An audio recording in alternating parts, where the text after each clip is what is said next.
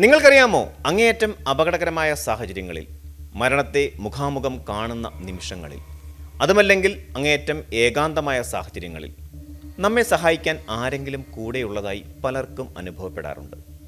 ശാസ്ത്രലോകത്തെയും മനഃശാസ്ത്രജ്ഞരെയും ഒരുപോലെ വിസ്മയിപ്പിക്കുന്ന ഒന്നാണ് ഈ തേർഡ് മാൻ സിൻഡ്രോം.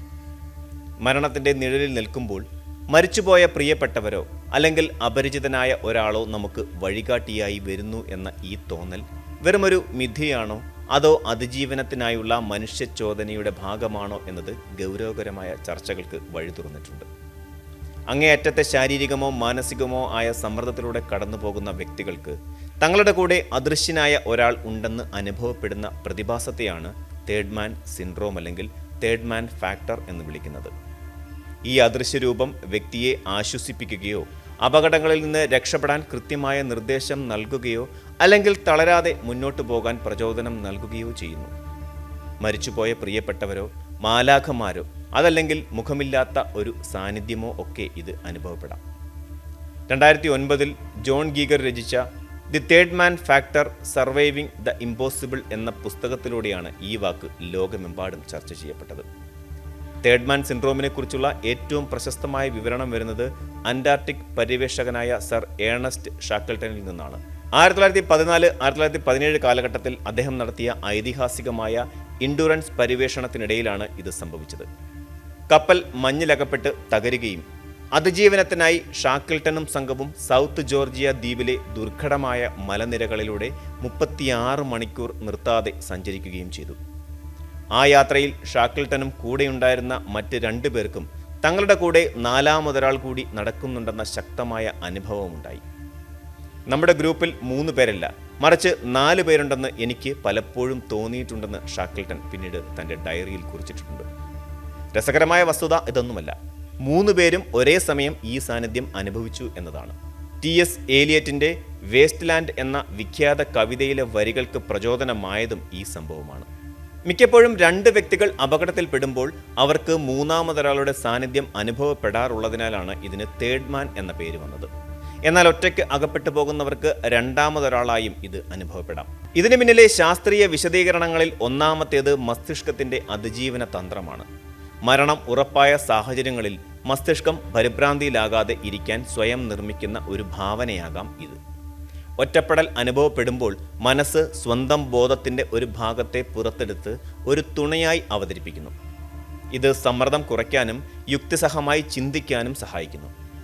മറ്റൊരു വശം ന്യൂറോളജിക്കൽ ഘടകങ്ങളാണ്. തലച്ചോറിലെ ടെമ്പോറോ പാരിറ്റൽ ജംഗ്ഷൻ എന്ന ഭാഗത്തിന് നമ്മുടെ ശരീരത്തിൻ്റെ സാന്നിധ്യത്തെക്കുറിച്ചും ചുറ്റുപാടുകളെക്കുറിച്ചും ബോധം നൽകുന്നതിൽ വലിയ പങ്കുണ്ട്.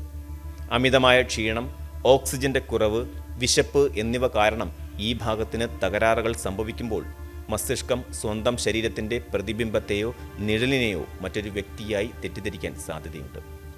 വിശ്വാസപരമായ കാഴ്ചപ്പാടിൽ പലരും ഇതിനെ ഗാർഡിയൻ ഏഞ്ചൽ അല്ലെങ്കിൽ കാവൽ മാലാഖമാരുടെ ഇടപെടലായി കാണുന്നു.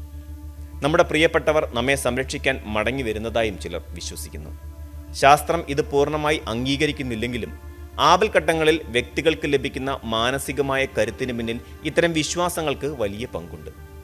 ഷാക്കിൾട്ടനെ കൂടാതെ ലോകപ്രശസ്ത പർവ്വതാരോഹകനായ റെയിൻ ഹോൾട്ട് മെസ്നറും സമാനമായ അനുഭവം പങ്കുവച്ചിട്ടുണ്ട്.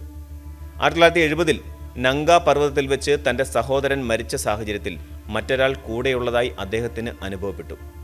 ഈ സാന്നിധ്യം അദ്ദേഹത്തിന് താഴേക്കിറങ്ങാൻ വലിയ ധൈര്യം നൽകുകയായിരുന്നു. അതുപോലെ 9/11 ഭീകരാക്രമണത്തിൽ വേൾഡ് ട്രേഡ് സെന്ററിൻ്റെ അവശിഷ്ടങ്ങൾക്കിടയിൽ കുടുങ്ങിയ റോൺ ഡി ഫാൻഡോയെ പോലെയുള്ളവരും അദൃശ്യനായ ഒരാൾ തന്നെ കൈപിടിച്ച് പുറത്തെത്തിച്ചതായി സാക്ഷ്യപ്പെടുത്തിയിട്ടുണ്ട്. ഈ പ്രതിഭാസത്തിന് പിന്നിൽ പ്രധാനമായും മനഃശാസ്ത്രപരവും ശാരീരികവുമായ ചില കാരണങ്ങളുണ്ട്. അതിശക്തമായ തണുപ്പ്, ഓക്സിജന്റെ കുറവ്, ദീർഘനേരത്തെ ഏകാന്തത, ഉറക്കമില്ലായ്മ അല്ലെങ്കിൽ മരണം തൊട്ടടുത്തുണ്ട് എന്ന തിരിച്ചറിവുണ്ടാക്കുന്ന ഭയം എന്നിവയാണ് ഇതിലെ പ്രേരക ഘടകങ്ങൾ. തലച്ചോറിലെ ടെമ്പോറോ പാരിറ്റൽ ജംഗ്ഷൻ എന്ന ഭാഗത്തെ സമ്മർദ്ദം ബാധിക്കുമ്പോൾ നമ്മുടെ സ്വന്തം ശരീരത്തെക്കുറിച്ചുള്ള ബോധത്തിൽ മാറ്റം സംഭവിക്കുകയും അത് മറ്റൊരാളുടെ സാന്നിധ്യമായി തലച്ചോർ വ്യാഖ്യാനിക്കുകയും ചെയ്യുന്നതാകാം ഇതിന് പിന്നിലെ ഒരു ശാസ്ത്രീയ വശം. ആധുനിക ക്ലിനിക്കൽ സൈക്കോളജിസ്റ്റുകൾ തേർഡ് മാൻ സിൻഡ്രോമിനെ ഒരു രോഗമായി കാണുന്നില്ല. പകരം ആഘാതകരമായ അനുഭവങ്ങളിൽ നിന്ന് രക്ഷപ്പെട്ടവർക്ക് നൽകുന്ന ചികിത്സകളിൽ ഇതിൻ്റെ ഗുണങ്ങൾ ഉപയോഗപ്പെടുത്താറുണ്ട്. കോപ്പിംഗ് മെക്കാനിസം എന്ന നിലയിൽ ഇതിനെ പോസിറ്റീവായി കാണാനാണ് മനഃശാസ്ത്രം ശ്രമിക്കുന്നത്. താൻ ഒറ്റയ്ക്കല്ല എന്ന തോന്നൽ ഒരു വ്യക്തിയുടെ ആത്മവിശ്വാസം വർദ്ധിപ്പിക്കുകയും മരണത്തിൽ നിന്ന് ജീവിതത്തിലേക്ക് തിരിച്ചു വരാൻ അവരെ സഹായിക്കുകയും ചെയ്യുന്നു. തേർഡ് മാൻ സിൻഡ്രോം എന്നത് മനുഷ്യ മനസ്സിന്റെ നിഗൂഢമായ ശക്തിയുടെ തെളിവാണ്.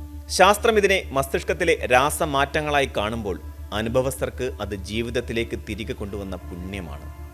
സാഹചര്യം എന്തുതന്നെയായാലും ജീവിതത്തിലെ ഏറ്റവും ഇരുളടഞ്ഞ നിമിഷങ്ങളിൽ നമുക്ക് വഴികാട്ടാൻ നമ്മുടെ മനസ്സ് തന്നെ ഒരു നിഴലായി മാറുന്നു എന്നത് അത്ഭുതകരമായ ഒരു വസ്തുതയാണ്. നിങ്ങൾക്കാർക്കെങ്കിലും ഇങ്ങനെ തോന്നിയിട്ടുണ്ടോ? അനുഭവങ്ങൾ പങ്കുവയ്ക്കാം. കൂടുതൽ വാർത്തകൾക്ക് news 18 Keralam YouTube channel subscribe ചെയ്യുക.